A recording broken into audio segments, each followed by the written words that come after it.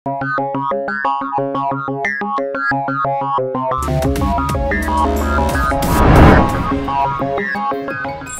Cartoon fairy tales. তৃষ্ণার্ত দৈত্যাকার পাথর।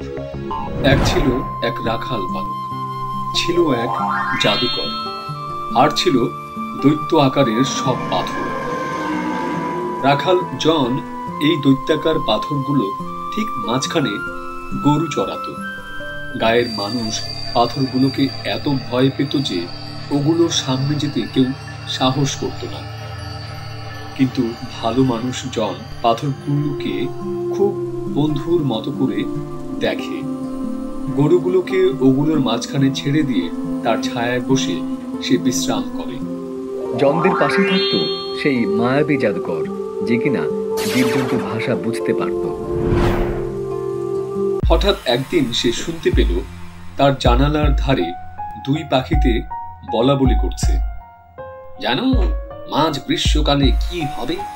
হ্যাঁ হ্যাঁ হ্যাঁ, বলো বলো। তখন রাত দুপুরে ওই পাথরগুলো তাদের জায়গা ছেড়ে হুড়মুড় করে চলে যাবে দূরের নদীতে পানি খেতে, 100 বছরের তৃষ্ণা মেটাতে। ফিরে এসে ফের 100 বছর ধরে তারা পানি না খেয়ে থাকবে। শুধু তাই নয়, তখন পাথরেরা মাটি ছেড়ে উঠবে। তারা যেখানে দাঁড়িয়েছিল সেই গর্তগুলোর ভেতরে তখন দেখা যাবে ঝকঝক করছে সোনা, হীরা, মুক্ত, মণি।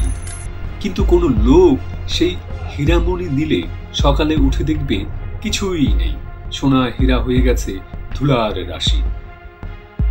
তবে যদি সে একজন মানুষকে কোনো পাথরের নিচে চাপা দিতে পারে, তাহলে তার ধনরত্ন ধুলো হবে না।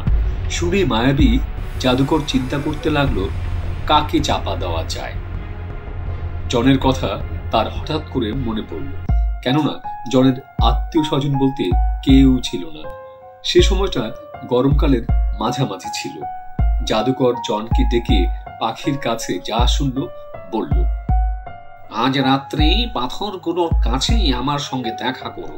পাখিদের শেষ কথাগুলো অবশ্য জনকে জানতে দিল না। জাদুকরের কথা ভাবতে ভাবতে জন গরু চড়াতে লাগলো।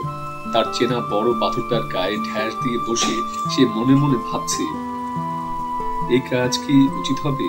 এরা যখন জল খেতে যাবে তখন এদের ধন রত্ন নিয়ে পালানো তো অন্যায়। এই কাজ আমি কখনোই করতে পারবো না। তখন পাশের কাঁটা ঝোপ থেকে কে যেন গলা বাড়ালো। জন দেখে ছোট এক মজার মানুষ, সে একটা বামন। বামনটি বলল, তুমি উচিত কথাই ভাবছো, কিন্তু আমি জানি পাথরেরা তোমাকে ভালোবাসে। খুশি হয়ে তারা তোমাকে হীরা মণি মুক্ত দেবে, বিশেষত তোমার চেনা পাথর। তবে এক কাজ করো, লম্বা একটা লতা কেটে এনে এই বড় পাথরটার গোড়ায় রেখে দিও, আর কেবল এই পাথরের নিচ থেকে ধন রত্ন নিও। কাউকে বলো না এসব কথা। কিন্তু মাঝরাতের একটু আগে জন পাথরের বৃত্তের কাছে উপস্থিত হলো। মায়াবী তার আগেই গিয়ে সেখানে বসে আছে। ঠিক দুপুর রাতে হু হু করে বাতাস ছুটল, পৃথিবী কেঁপে উঠল। পাথরগুলো গা মোড়ামুড়ি দিয়ে মাটি ছেড়ে উঠে দুদ্দার করে দৌড় দিল নদীর দিকে। জনও ছুটে গেল সেই নির্দিষ্ট পাথরের কাছে। সেখানে নিচু গর্তের ভেতর সোনা মণি দামি দামি পাথরের রাশি। জন লাফিয়ে নামল, 2 পকেট ভরে দিল মণি মানিক সোনা। মণিমাণিকের আভাতেই গর্ত আলো হয়ে গিয়েছিল। মায়াবী জাদুকরও 7টা থলি নিয়ে নেমেছে আরেক গর্তে। খানিক বাদে শোনা গেল মেঘের গর্জন, হাতুড়ি পেটাবার মতো দমাদম শব্দ। পাথরেরা ফিরে আসছে। এতক্ষণে জনের হুঁশ হল। গর্তের খাড়া পাশ লোহার মতো শক্ত আর পিছল, উপরে ওঠা একেবারেই অসম্ভব। সে আর জাদুকর গর্তের মধ্যে পাথর চাপা পড়ে মরবে যে। হঠাৎ বিদ্যুৎ চমকাতে জন দেখে সেই বামুন লোকটা কাঁটা লতা ঝুলিয়ে দিচ্ছে জনের দিকে। সে সেটা ধরতেই মানুষটি তাকে টেনে তুলল উপরে। পাথরও এসে দরাম শব্দে বসল নিজের জায়গায়। এরপর কি আর হলো, সেই জাদুকর যে গর্তে ছিল ওই গর্তের উপর গিয়ে এক পাথর এসে তাকে পিষে আনল। জনের এখন সুখে আরামে দিন কাটে, কোনো অভাব নেই তার।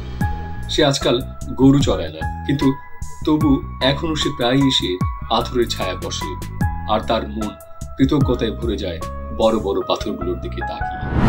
গল্পটি ভালো লাগলে সাবস্ক্রাইব করো, আর সব গল্প পেতে বেল বাটনে চাপ দাও, লাইক দাও, কমেন্ট করো।